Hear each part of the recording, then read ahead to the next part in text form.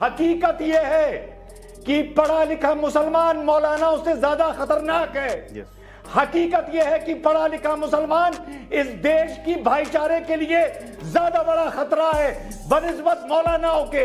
सारी गाली मौलाना खाते हैं पर जिम्मेदार पढ़ा लिखा मुसलमान है, पढ़ा लिखा जर्नलिस्ट है, पढ़ा लिखा बुद्धिजीवी है, पढ़ा लिखा सेलिब्रिटी है।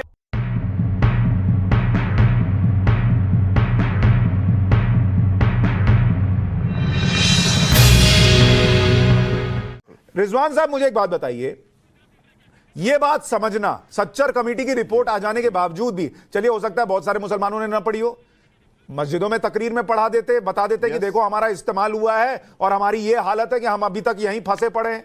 यह समझ पाना कि हमारा इस्तेमाल हुआ है और आज भी हमारे हाथ में पत्थर देने वाला हमारा इस्तेमाल कर रहा है। कश्मीर में जिन्होंने पत्थर दिया उनके बच्चे विदेश में पढ़े और गरीब का बच्चा पत्थर चला रहा था, आज वही दिल्ली में और कानपुर में करवा रहे हैं। मॉडल सेम है, वो प्रताड़ित बच्चा और उसका परिवार वही गरीब है, जो थमा रहे हैं वो खुद नहीं चला रहे हैं। ये समझ में आना क्या बहुत बड़ा रॉकेट साइंस है? इसमें कोई दिक्कत आती है क्या? आती है। मैं बताऊं क्या आती है।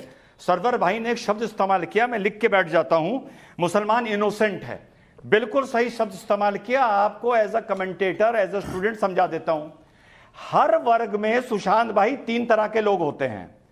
एक उसकी क्लर्जी होती है, मुस्लिम में हम उसको मौलाना मान लें। एक उसका पढ़ा लिखा बुद्धिजीवी वर्ग होता है और एक आम वर्ग होता है, आम। तो जब सरवर भाई ने बोला इनोसेंट, तो इनका मतलब उस आम वर्ग से था।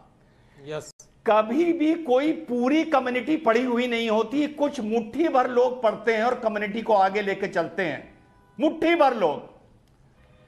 एक आप आम मुसलमान से ये उम्मीद करते हैं कि वो अपनी क्लर्जी के खिलाफ लड़ लेगा, क्योंकि हम में क्लर्जी मौलानाओं के साथ पढ़ा लिखा मुसलमान भी मिला हुआ है अंदर अंदर।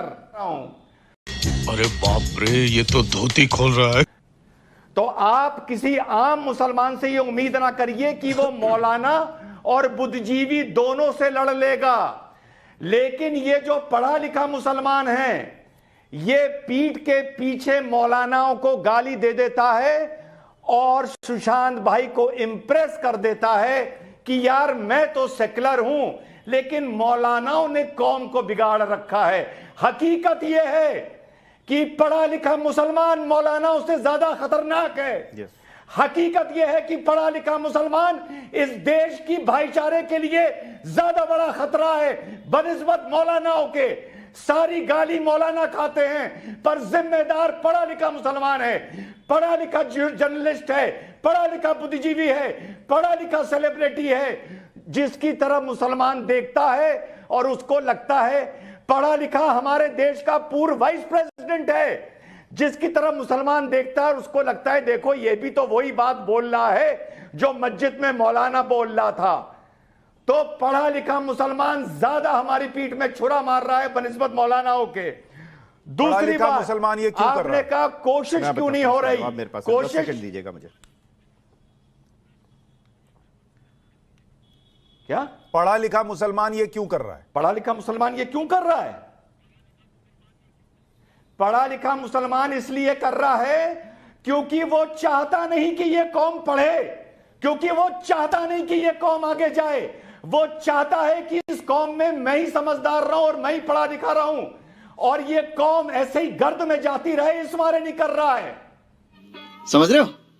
समझ रहे हो ना? सरवर साहब इत्तेफाक रखते, अच्छा ठीक है, आप 10 सेकंड में सिर्फ दे रहा हूं कि रिजवान साहब ने कहा ना, ये बात सच है। और उसमें आपने कभी किसी आम मुसलमान को देखा कि मैं माइनॉरिटी में हूं, मैं मुसलमान हूं, इसलिए मेरे साथ भेदभाव हो रहा है? नहीं होगा। ये कौन करेगा? क्रिकेट का कप्तान करेगा। ये कोई और किसी बड़े पोस्ट पर बैठा हुआ, शीर्ष स्थान पर बैठा हुआ करेगा कि मुझे डर लग रहा है? किसी आम मुसलमान ने नहीं कहा आज तक कि मैं मुसलमान हूं इसलिए मुझे डर लग रहा है इस देश में। बेटे मौज कर दी, मौज कर दी, वाह बेटे वाह। ये वो करते हैं जो सबसे ज्यादा सुरक्षित हैं, जिनको कुछ मिल गया वो सिर्फ माइनॉरिटी कार्ड खेल करके उन मुसलमानों के, उन लोगों के दम पर अपनी स्थिति रखना चाहते हैं। यह है वास्तविकता। सरवर साहब, पहली बार इस तरह की चर्चा हो रही है वरना प्रायः तू मैं हो जाया करता था। और बात चली है तो मैं एक बात आज कहना चाहता हूं, और शायद मुझे लगता है सुशांत जी आप अवसर भी दे देंगे कहने का। जरूर सर, लीजिए। 47 साल का रोना तो 1 मिनट में रो भी नहीं सकते हम। पिछले 10 वर्षों से मैं पहले अपनी बात करूंगा तो एक मामला खुलेगा, क्लियर होगा। मैं बिहार से लेकर और दिल्ली की धरती तक लगातार रिक्शा चलाने वाले, कूड़ा बीनने वाले, जो कूड़ा चुनते हैं ना, जिनको आप बांग्लादेशी कह रहे हैं, बंगाल के हैं सर, बंगाल के, उसमें बांग्लादेशी, चूंकि कल्चर ऐसा है कि 2-4 आगे एडजस्ट हो जाएंगे तो मैं उसमें अभी पचड़े में नहीं पड़ना चाहता हूं।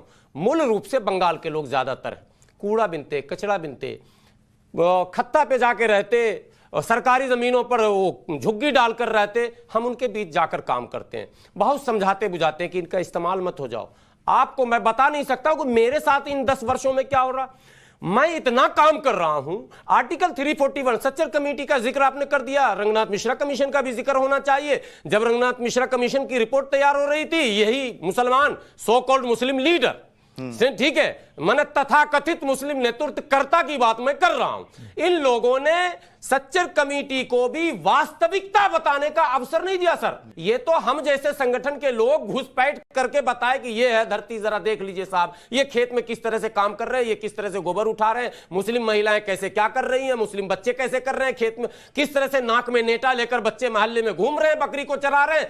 ये सारा दृश्य किसी को देखने नहीं दिया जाता था।